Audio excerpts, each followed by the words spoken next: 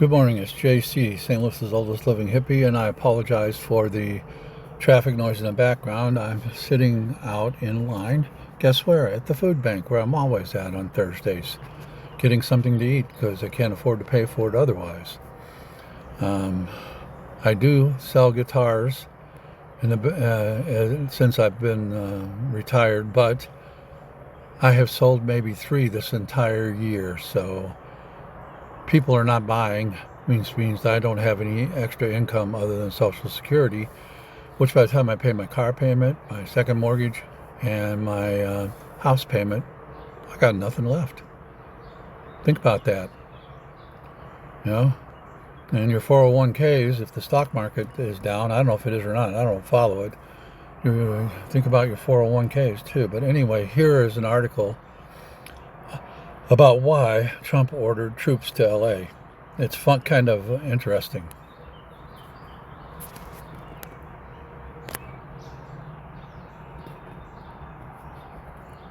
Trump ordered troops to LA because he's still angry city voted against him. Rep. Washington. Democratic veterans in Congress accuse President Donald Trump of weakening the U.S. military by deploying soldiers in Los Angeles for political reasons. Many Democrats also fear Trump's deployment of 4,000 National Guard troops and 700 Marines in California is just the beginning, especially because city and state leaders don't want such forces on their streets. It's absolutely illegal, and a misuse of our military with the National Guard, Senator Tammy Duckworth, DEO. So why don't we stop him? Tell him no. And as the governor of California, take your National Guard back. Say, fuck you, Trump. I want my men back. Take them back, and then stand them up and tell the other National Guard to leave, or you're going to send your National Guard in on them. It's time we fought with this. Violence with violence. That's the way this is going to work. Eel, an Army veteran, told Raw Story. Bypassing the governor means that they're federalized. So that's a real problem. With the economic outlook still shaky amid Trump's tariff war and with much of his agenda stalled as Senate Republicans overhaul the House-passed One Big Beautiful Bill package of cuts to tax and programs including Medicaid, Democrats are bracing for a summer of ICE-induced unrest. 2 hours of training. To veterans like Duckworth, there's no question that U.S. service members can quell civil unrest. The question is, should they? Yes. They can do the job. Yes, Marines are perfectly fit, but they get 2 hours of training annually on civil disobedience enforcement, yet Los Angeles police officers get 600 hours, Duckworth said.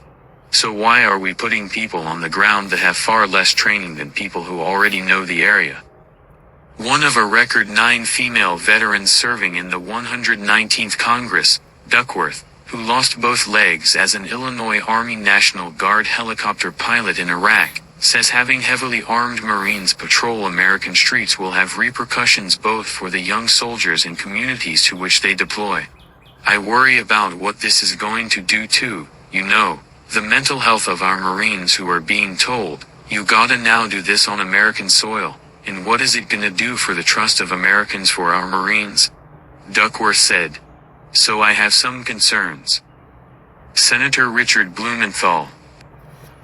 She's right. Tammy Duckworth is right. We're going to lose total trust in our military if they come out and they start quelling our First Amendment right to air our grievances publicly. And if they do that, well, the U.S. Army, the Navy, Marines, whoever is involved, National Guard, they're going to lose all respect. Right now, the Marines are the most respected force we have, and if they get out there and they hurt some people or they mess around, the Marines are no longer going to be the Marines. There's going to be a bunch of assholes out there beating up protesters, maybe even killing protesters. So it's gone. The respect, for me, the respect is already gone. If they haven't just stood up and said no to Trump. DCT is one of 13 former Marines in Congress. He fears deploying the military to quell protests against Trump's mass deportation efforts will backfire, unless the goal is more unrest. I think it is unnecessary to use troops, Blumenthal told Raw Story. It is potentially dangerous and is inflammatory, rather than calming. And also a potential damage to civil rights. The president and his Republican allies argue Democratic governors, mayors and members of Congress are doing all they can to derail Trump's deportation agenda, which is why they say federal forces are needed to protect ICE agents during immigration raids. We have law enforcement, we have National Guard to keep this nation and American citizens safe, Senator Ron Johnson, RY, a former chair of the Senate Homeland Security Committee, told Raw Story. Unfortunately, you've got Democrat governors and mayors who apparently don't have much interest in keeping people safe. And you have Democrat politicians who are basically inciting the protests, which turn into violence. Democrats reject that charge. Some who came to Washington from state government are appalled to see the Trump administration interfere in local matters, which they say will have lasting consequences for National Guard forces. As a former mayor and governor, I spent a lot of time with the Guard, and it is a very finely crafted partnership of centuries between president, governors, guardsmen and women, Senator Tim Kaine, DVA, told Raw Story. You screw it up and you start to use the Guard as a bludgeon rather than as a partner, the downstream effects of that are going to be very, very negative. Kaine sits on the Senate Armed Services Committee, one of the most bipartisan panels on Capitol Hill. It's egregious overreach, Kaine said.